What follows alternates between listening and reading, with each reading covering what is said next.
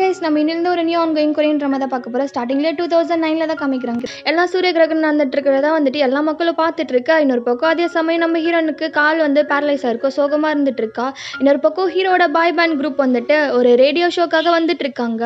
அப்படியே அறுக்க பறக்க வந்துட்டு இருக்கா. ஹீரோட டீமோட பேர் வந்துட்டு எக்லிப்ஸ். அந்த இடத்துல ஒரு ஸ்டார் வந்துட்டு பயங்கரமாக இருந்துட்டு இருக்கா. அதை பார்த்துட்டு ஹீரோட ஃப்ரெண்டுக்கு வந்து பயங்கர சந்தோஷம். யூரின் அவங்களோட பெரிய ஃபேன், ஆட்டோகிராஃப் போடுங்கன்னா ஆட்டோகிராஃப்லாம் வாங்கிட்டு இருக்கான். அடுத்ததாக ரேடியோ ஸ்டேஷனில் கூப்பிட்டாங்க இல்லையா, அவங்க எல்லாருக்கும் வந்துட்டு ஒரு வணக்கத்தை வச்சுட்டு இருக்கா. இன்னொரு பக்கம் ஹீரோனுக்கு கால் கட் பண்ணி விட்டுட்டு அவங்க அம்மா வெளியே கிளைமேட் நல்லா இருக்கு போலாமான்னு சொல்லி பேசிட்டு இருக்க. சடனாக காலில் வந்துட்டு கட் ஆயிடுது. அப்படியே பிளட் வந்துட்டு இருக்கா. ஐயோ இருமா, நான் போய் ஆயில்மெண்ட் எடுத்துட்டு வரேன்னு அங்கேருந்து போறாங்க. அதுக்குள்ள வந்துட்டு அங்கே இருக்கிற பூஜாடியை தள்ளி விட்டுடா. அதில் கிளாஸ்லாம் உடஞ்சிது. அவங்க அம்மா போனதுக்கப்புறம் அந்த கிளாஸ் எடுத்து கையை வந்துட்டு அவளே ஹர்ட் பண்ணிட்டு இருக்கா. இன்னொரு சமயம் என்னன்னா, ஹீரோ கிட்ட வந்துட்டு இது மாதிரி ரேண்டமாக ஒருத்தவங்களுக்கு கால் பண்ணி உங்களை தெரியுமான்னு கேளுங்க, அவங்களுக்கு கிஃப்ட் கொடுக்கணும் அப்படிமா சொல்லிட்டு இருக்கா. காலும் வருது. இதை ரேடியோலேருந்து ஹீரோன்னு கேட்டுட்டு தான் இருக்கா. இது மாதிரி நான் தான் சஞ்சய், உங்களுக்கு என்ன தெரியுமா அப்படிமா கேட்கா. தெரியாது அப்படிங்கிறா. உடனே இங்கே பாருங்க, நாங்கள் இப்போ தான் 2 மாதத்துக்கு முன்னாடி தான் டெபியூட்லாம் பண்ணிட்டு வந்திருக்கோன்னு சொல்ல. சரி இரு அப்படிங்கிற மாதிரி ஃபோனை கட் பண்ண போக வம்சருங்க, நாங்கள் உங்களுக்கு ஒரு கிஃப்ட் தரோம், ரன்னிங் ஷூஸ் தான் அது அப்படிங்கமா சொல்லிட்டு இருக்கா. தேவையில்லைங்கிறா. சரி வேற எது உங்களுக்கு வேணும்னு கேட்டுட்டு இருக்கா. இப்போ நீங்கள் அனுப்புகிற கிஃப்டாலே என்னால் எழுந்திரிச்சு நடக்க முடியுமா? இல்லை இது மாதிரி கால் பண்ணி ஃபன் பண்ணிட்டு இருக்காதீங்க. நீங்கள் இந்த சமயம் சந்தோஷமாக இருந்துட்டு இருக்கீங்க, ஆனால் இதே சமயத்தில் மற்றவங்க வந்துட்டு சந்தோஷமாக இல்லைல்ல. உங்களுக்கு வந்துட்டு லக்கியான லைஃப் கிடச்சிருக்குன்னு சொல்லிட்டு பயங்கரமாக கத்திட்டு ஃபோனை கீழே போட்டுட்டா. ஃபோன் இன்னும் கட்டே ஆகலை.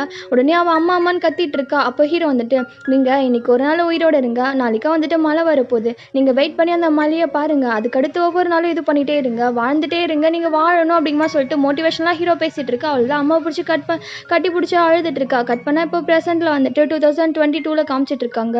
அப்படியே நம்ம ஹீரோயின் படுத்துட்டு இருக்கா. அங்கே என்னடானா ஒருத்தங்க ஹீரோயின் முகத்தில் கோலம் போட்டுட்டு இருக்காங்க. அப்படியே கை தவறி எழுந்து பார்த்தாக்கா ஃபோன்லாம் வந்துட்டு ரெஸ்யூம் சென்ட் ஆயிடுது. பாட்டிக்காரி தான் பார்த்த வேலை போல. என்ன பாட்டி நான் ரொம்ப அழகா இருக்கான்னு கேட்க, ஆமா சொல்லணும்னு சொல்லிட்டு கையை பார்க்குறா. அங்கே என்னடானா ஹீரோட வாட்ச் இருக்கு. ஐயோ அது என்னோட சாலக்குடியோட வாட்ச் கொடுங்க அப்படிங்கமா சொல்லிட்டு அப்படியே துரத்திட்டே போயிட்டு இருக்கா. அவங்க அம்மாவும் கொடுமா அப்படிங்கமா சொல்லிட்டு இருக்கா. இல்லை நான் கொடுக்க மாட்டேன்னு சொல்லிட்டு இருக்காங்க.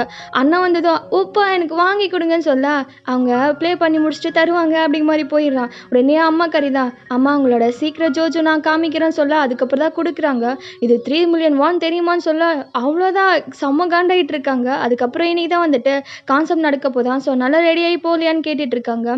அதே சமயம் ஹீரோ கிட்ட வந்துட்டு என்னடா சினிமாக்கெலாம் போக மாட்டேன்னு சொன்னியாமேன்னு கேட்டுட்டு இருக்கா. ஆமாம் அப்படிங்கமா சொல்கிறேன். இந்த ஒரு படம் நடி, அதுக்கப்புறம் உனக்கு பிரேக் தரேன்னு சொல்ல இல்லை நான் ரிட்டையர் ஆக போகிறேன்னு சொல்லிட்டு இருக்கான்.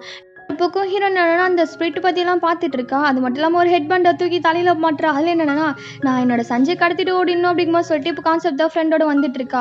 அப்போ ஃப்ரெண்டு கறி வந்துட்டு அவன் ஸ்கூல் டைமில் இருந்திருப்பான் இல்லையா, அந்த புக்ஸ்லாம் காமிச்சிட்டு இருக்கா. ஓ மை காட் எவ்வளோ அழகாக இருக்கான் சின்ன பிள்ளையா இருக்கும்போது அப்படிங்குமா சொல்லிட்டு இருக்கா. ஏன்டி உன் ஸ்கூலுக்கு ஆப்போசிட்டில் தான் இருக்கா, நீ பார்க்கலையான்னு சொல்ல இல்லையே நான் பார்க்கவே இல்லையே அப்படிங்குமா சொல்லிட்டு இருக்கா. இப்போ வந்து பார்த்தா கடல் மாதிரி மக்கள் குவிஞ்சு கிடக்குறாங்க கான்செப்ட்காக. அப்படியே எல்லாரும் ஹாப்பியாக வந்துட்டு இருக்கா. அவங்களுக்கு பிடிச்ச ஐடல் பக்கத்தில் நின்று ஃபோட்டோஸ்லாம் எடுத்துகிட்டு இருக்காங்க. அதை பார்த்ததும் அச்சா இவளுக்கு வேறு ஆளே இல்லையா, அந்த சஞ்சய் தான் போய் பிடிச்சிருக்கான்னு சொல்லிட்டு ஹீரோயின் வந்துட்டு மட்டை தட்டி பேசிகிட்டு இருக்காங்க. அதே சமயம் சாயின்னு சொல்லிட்டு ஒருத்தவங்க கால் பண்ணி காலையில் ரெஸ்யூம் அனுப்புனீங்களா, நீங்கள் இப்போதைக்கு வர முடியுமா இன்டர்வியூக்குன்னு கேட்கா. அவள் தான் ஃப்ரெண்டு காரிக்கிட்ட நீ சொல்லிவிட்டு அப்படியே வந்துட்டு நீ உள்ளே போய்ட்டு நான் போயிட்டு வந்துடுறேன்னு சொல்லிட்டு அவள் பாட்டுக்கு போயிட்டு இருக்கான்.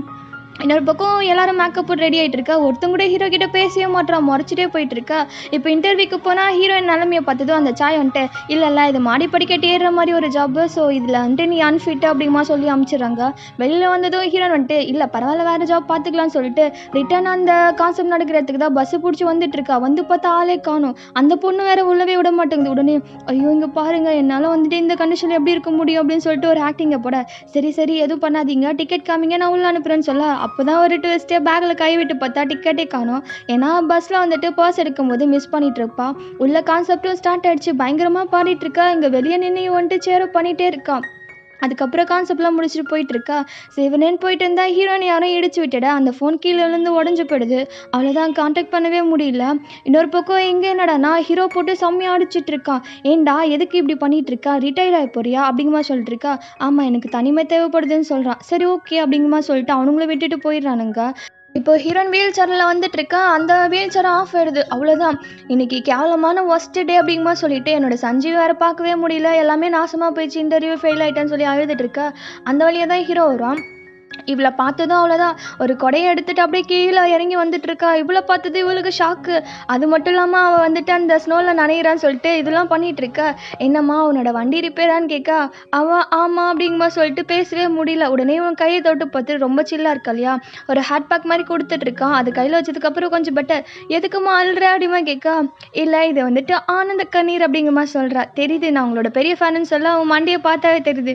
சஞ்சுவை கூட்டிகிட்டு ஓடினோம் அப்படிங்கிற மாதிரி போட்டிருக்கா இல்லையா. ஸோ அதனால் இது மாதிரி இதுதான் என்னோட யூசர் நேமும் கூட என்னோட கிளப்புக்கு அப்படிங்கமா சொல்லிட்டு இருக்கா. சரி எப்படி போவேன்னு கேட்டுட்டு இருக்கா. உடனே ஃப்ரெண்டு கறி வந்துட்டு அதான் நான் இருக்கேனேன்னு சொல்ல அவள் தான் இதுக்கப்புறம் என்ன பண்ணுறது, இந்தாங்க என்கிட்ட இந்த கிஃப்ட் மட்டும் தான் இருக்குன்னு சொல்லி கிஃப்ட்டை கொடுக்குறா. கொடையை வேறு கொடுத்து அமைச்சிருப்பான் போல.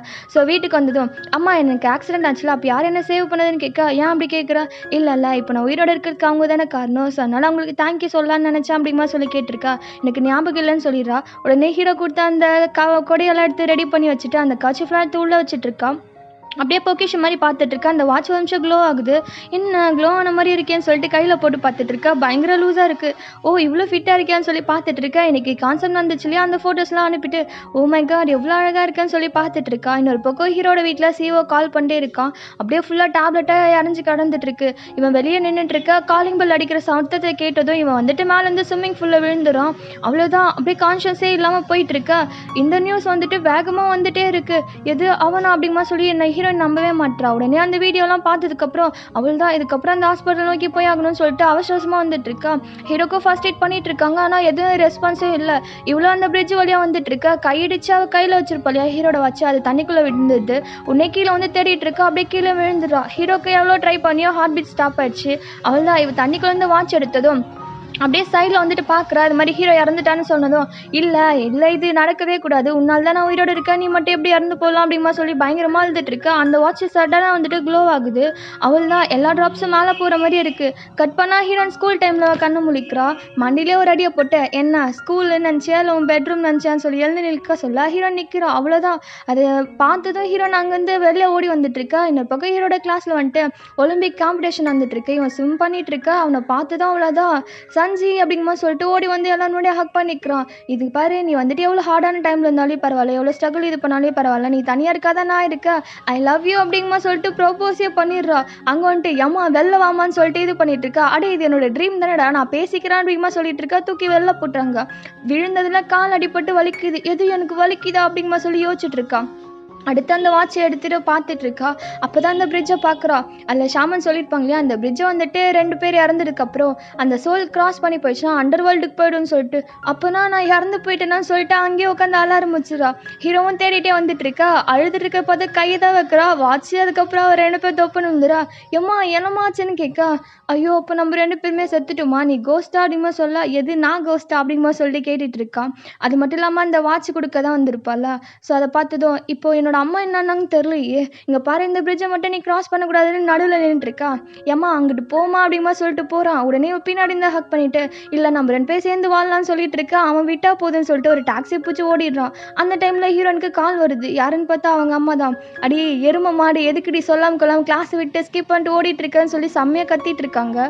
இன்னொரு பக்கம் ஹீரோக்கு வந்துட்டு அவங்க அப்பா கால் பண்ணி எப்படிலாம் பண்ண, உனக்கு ஷோல்டர் பெயின்லாம் ஓகேவான்னு கேட்க, நல்லா பண்ண எல்லாமே ஓகே தான் அப்படிங்கமா சொல்லிட்டு இருக்கான். ஹீரோனே யோசிச்சு பார்த்துட்டு இருக்கா.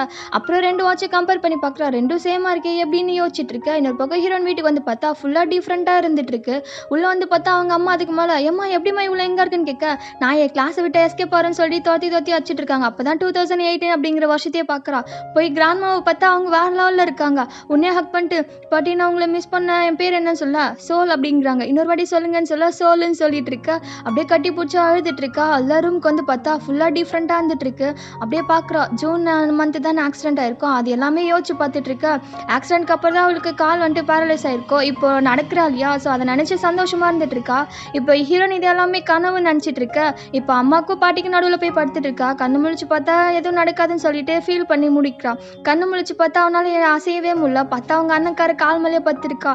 எரும மாடு பயிர் அப்படிக்கா போய் படுறான்னு சொல்லிட்டு செம்மையாக அடிச்சிட்டு இருக்கா. கடைசியாக வந்துட்டு அண்ணா அப்படிங்கமா சொல்லிட்டு கட்டி பிடிச்சிட்டு இருக்கா. அடுத்து வந்துட்டு இன்னைக்கு ரெயின் வரும்னு சொல்லிட்டு ரேடியோலலாம் சொல்லிட்டு இருக்கா. அதனால ஹீரோன் அப்படியே ஓடி வந்துட்டு இருக்கா.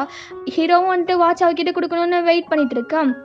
ஹீரோயின் பார்க்குறா. பார்த்து தான் அவளுக்கு சந்தோஷமா இருக்கு. அப்படியே ஷாக்லேயே நின்னுட்டுருக்கா. கரெக்ட்டா வந்துட்டு அவன் இறந்து போயிருக்கிற நியூஸ் வந்திருக்கும் இல்லையா? அத பார்த்ததும் கண்ணெல்லாம் கலங்கி தண்ணியா வந்துட்டுருக்கு. இன்னொரு பக்கம் மழை வரும்ன்னு சொன்னாங்கல்ல, அதே மாதிரி மழை வந்துடுச்சு. ஹீரோயின் தவிர எல்லாருமே குடம் எடுத்துட்டு வந்திருக்காங்க. அப்படியே ஹீரோயின் அழுது நின்னுட்டுருக்கா. ஹீரோவும் மனசு கேட்காம அவனோட கொடைய வந்துட்டு அவளுக்கு ஷேர் பண்ணிட்டு இருக்கான். ஆனா கண்ல தண்ணியோட பார்த்துட்டு இருக்கா. ஏன்னா லாஸ்ட் டைம் ஸ்டோம் வரும்போது இதே மாரி தான் வந்துட்டு இவள சேவ் பண்ணதுக்காக வந்திருப்பான். இப்பயும் சேவ் பண்ணதுக்காக வந்திருக்கான். கரெக்ட்டா இதோட இந்த எபிசோட் முடியுது. நம்ம ஹீரோயின் வந்துட்டு ஹீரோவை சேவ் பண்ணுவாளா? ஹீரோக்கு இதுல வந்துட்டு என்ன ஒரு லோன்லினஸ் இருக்கு அப்படிங்கிறதெல்லாம் பார்க்கணும்னா மறக்காம சேனல் லைக் பண்ணிட்டு சப்ஸ்கிரைப் பண்ணி வச்சுக்கோங்க.